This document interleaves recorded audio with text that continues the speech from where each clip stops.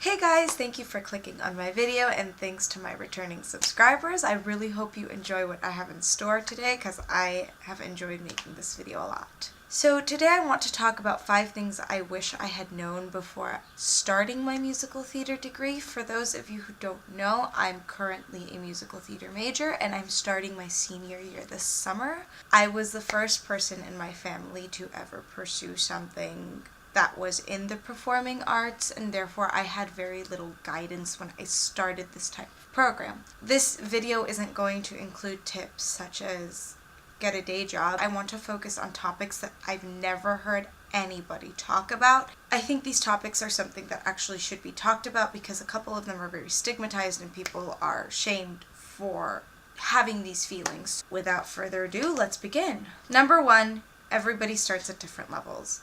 I wish someone had actually told me this because it would have saved me a lot of grief. Not everybody is going to be at the same level when they start school. Schools accept people into their program for a plethora of reasons. That means some people will have been in lots of shows and they will be a triple threat and they will have a very extensive resume. Other people will have never even been on stage before. They will have never done a show. They might have no training at all, and that's okay. I had been on stage. I've always been in plays ever since I was little, but I had never sung in front of people, and when you're getting a musical theater degree, singing is something that is required.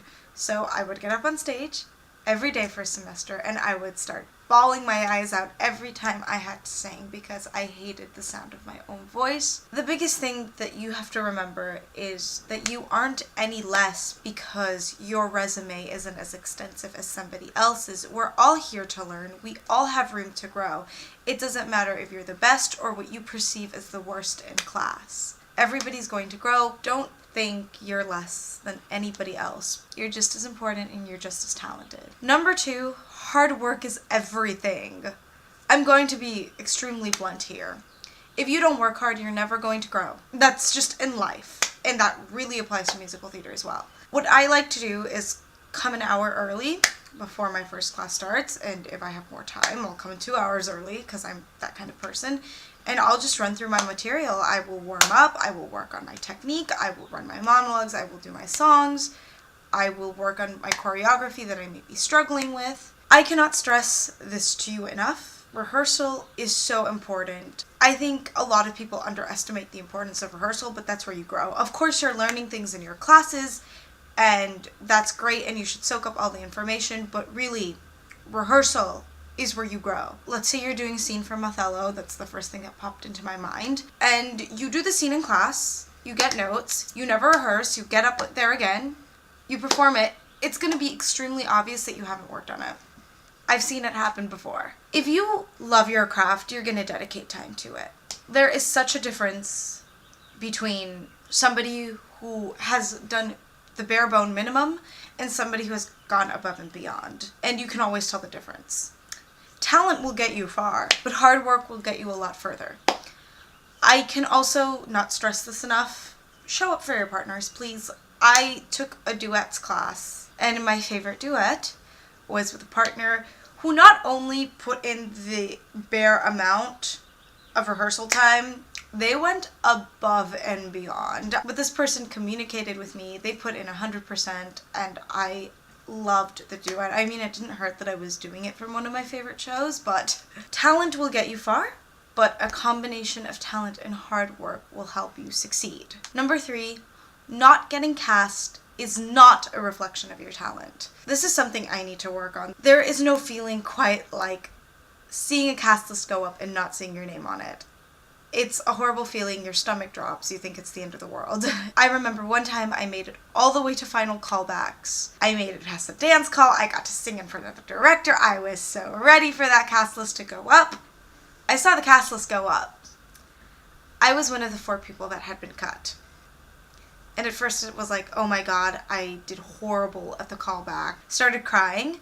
And there's no shame in crying. There's no shame in feeling upset for something you've worked so hard for just to see it slip out of your fingers. It is not a failure. There are a lot of factors that go into casting.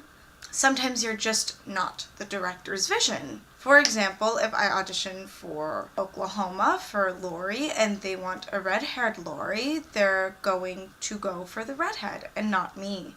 Chemistry also plays a huge part in casting for certain characters. I'm just going to stick with the Oklahoma analogy for now. So you're down to final callbacks. All the Loris have a certain type of look. All the Curlys have a certain type of look. But there's just one Curly and Lori that have incredible chemistry. And if you're not those two, you're probably not going to get cast. And that's okay. I'm going to get controversial here. Politics are such a huge part of casting, especially in schools. So you always have to remember that you're going to get that yes eventually. And when you get that yes, you're going to feel incredible. Number 4, jealousy is a human emotion. So this is what I was talking about when I said some topics in this video are frowned upon. You're not supposed to feel jealous, which is so ridiculous because jealousy is a human emotion. Everybody feels jealous at one point in their life. You're absolutely allowed to experience jealousy. Of course you are. Sometimes you might wish you could act like a certain actor, you could sing like somebody, you could dance like somebody, and there's nothing wrong with wishing that you could do something as well as somebody else. They're human emotions. However, the way you deal with those emotions is what really defines you. For example, one person chose a song for their audition, and it was a good fit for them. They knew what character they wanted to go for. It was a great fit for the character. And then another person caught wind of this, and in order just to sabotage them, they also chose the same song. And they did it with the intention of sabotaging this person. That's harsh. That's uncalled for. Don't sabotage anybody, please. Even if you don't like a person, just let it go. Don't spread rumors about another person just because you want to bring them down. Instead, use your jealousy to fuel your work. You want to be as good as somebody else. Work hard. Uplift yourself and uplift others at the same time. There's no reason why we need to be bringing other people down. My dog decided to join me. You cute? Yes, you are. And number 5, it's okay not to excel at everything. This isn't an excuse not to work as hard on something that you might not be as good at. But it's okay to understand that it's okay if you're not perfect. One of my favorite professors always says, strive for perfection, but realize you're never going to reach it because perfection is impossible. I'm not the greatest pop singer. Every time I try to sing a pop song, it comes out like an aria according to everybody who's ever heard me. And that's okay. I'm still gonna work on it. I understand that I'm not perfect at it, and I'm not gonna beat myself up over it. There's no reason to feel horrible because you might not be as great as somebody in legit or pop or whatever it is. You work your hardest, and that's all that's expected of you. And that's about it for this video.